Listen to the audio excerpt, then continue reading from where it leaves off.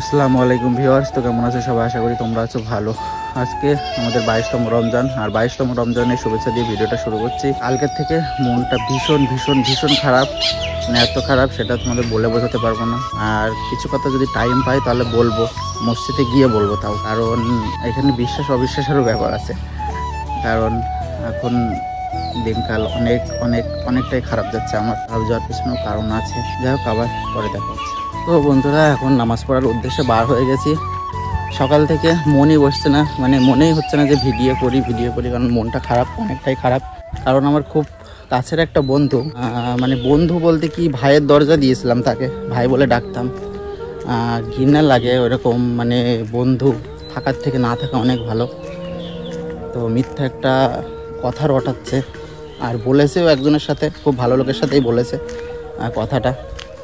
আর বিশেষ করে হচ্ছে যখন সম্পর্ক তার সাথে ভালো থাকে তখন মানে কোনো কথাই শোনা যায় না, আর যখন সম্পর্ক খারাপ থাকে তখন বিভিন্ন ধরনের কথা শোনা যায়। তারও হয়তো চুলকানি আছে, যদি চুলকানি নাই থাকবে তাহলে কোনো দিনের জন্য এই সমস্ত কথাবার্তা শুনবে না। কারণ সেও তাকে খুব ভালো করে চেনে, সে কেমন কেমন কথাবার্তা বলতে পারে বদনাম করার জন্য। এর আগেও অনেক ঘটনা ঘটেছে, সেইগুলো সে নিজেই আমাকে বলেছে যে এইভাবে বলেছে আমার সাথে, আমার নামে আর কি। এরকম বন্ধু থাকার থেকে না থাকা ভালো।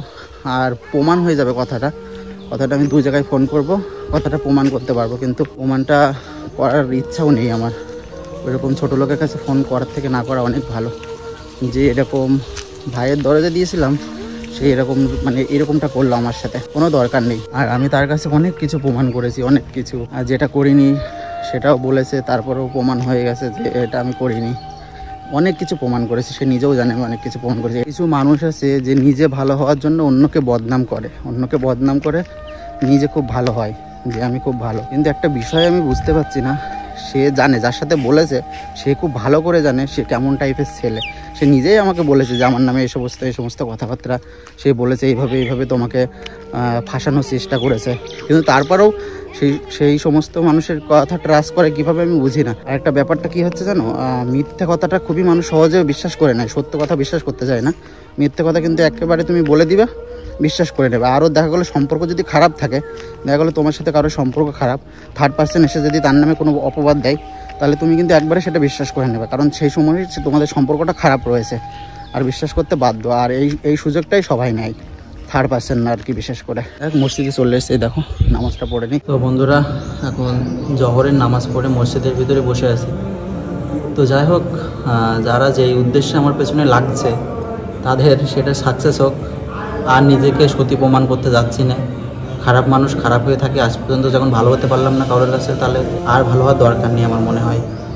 মানুষের অতীত নিয়েও 5 বছর 10 বছর আগে কী ঘটেছে সেগুলো নিয়েও টানাটানি, মানে মানুষের চুলকানি থাকলে নিশ্চয়ই চুলকানি আছে, না চুলকানি থাকলে এরকম টানাটানি হয় না। আর কথাটা হচ্ছে, আমি এরকম মানুষ, এরকম খারাপ মানুষ, চাইলে থাকো, না চাইলে বলো, আমার সামনাসামনি বলে দিবা, কোনো ব্যাপার না। আর তোমাদের যারা পেছনে লাগছে আমার, তাদের স্বপ্নটা সাকসেস হোক আর কি। তাদের ইচ্ছাটা হচ্ছে মানে আমাদের দুজনের রিলেশনটা কাটিয়ে দেওয়ার, তাদের ইচ্ছা। তা নাহলে উল্টোপাল্টা কথা কোনো দিনের জন্য বলবে না মানুষজন। আর এখন মসজিদে আছে, এই দেখো আমি মসজিদের উপরেই বসে আছি।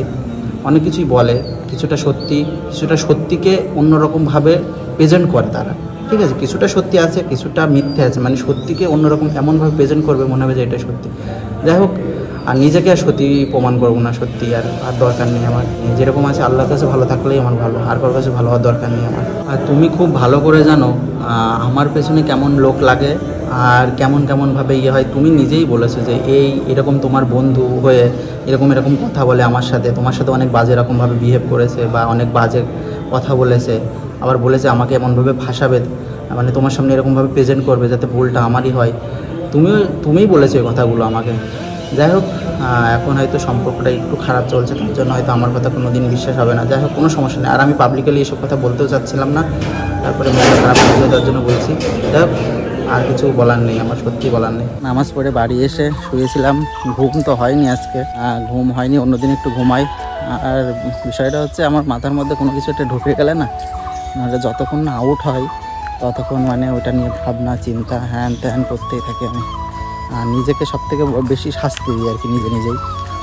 যাই হোক, আর একটা কথা মনে পড়ে যাচ্ছে, 3 বছর আগে আমার সাথে এরকম রোজার মাসে একটা ঘটনা ঘটেছিল। তো তখন আকাশ নামের কোনো একটা ছেলে আমার নামে কি একটা বলেছিল। যাই হোক, ওটা প্রমাণ করতে করতে কী হয়েছিল, মানে ইফতারের টাইম হয়ে গেছিলো। আর ইফতারের 2 থেকে 3 ঘন্টা পরে আমি ইফতার করেছিলাম। 2-3 বছর আগেকার কথা বলছে এটা, সেও রোজার মাসে। ওর জন্য কথাটা মনে পড়ে গেল আজকে আর কি। চলো নামাজটা পড়ে আসি, তারপরে একেবারে যাচ্ছি। এখন নামাজ পড়ে একবারে টিফতারের ব্যবস্থা করব, এখানেই সব কিছু রয়েছে। দেখো আর বাকিটা মসজিদে গিয়ে দেখা হচ্ছে। কাটাকুটো চলছে,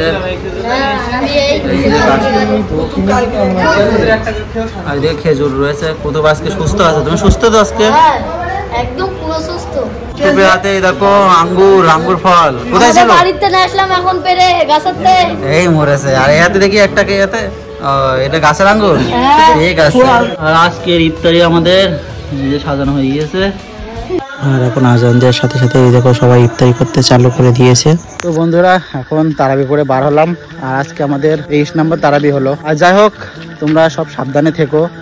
ওইরকম বন্ধু নামে কিছু কুত্তাদের, মানে কুত্তা বলাও ভুল হবে, কারণ কুকুররাও বিশ্বাসঘাতকতা করে না। যাই হোক, ওরকম ছেঁচড়া ইতরদের সাথে মানে হাত থেকে দূরে থাকো তোমরা। আর রইলো আমার ভালোবাসার মানুষের কথা, সে যদি আমার হয় তাহলে আমারই থেকে যাবে। আর সে যদি আমার না হওয়ার থাকে তাহলে ভাববো কোনোদিনের জন্য আমার ছিল না, কারণ তার নিজেরও একটা উপস্থিত বুদ্ধি আছে। যাই হোক, আবার কালকে ভিডিওতে দেখা হচ্ছে।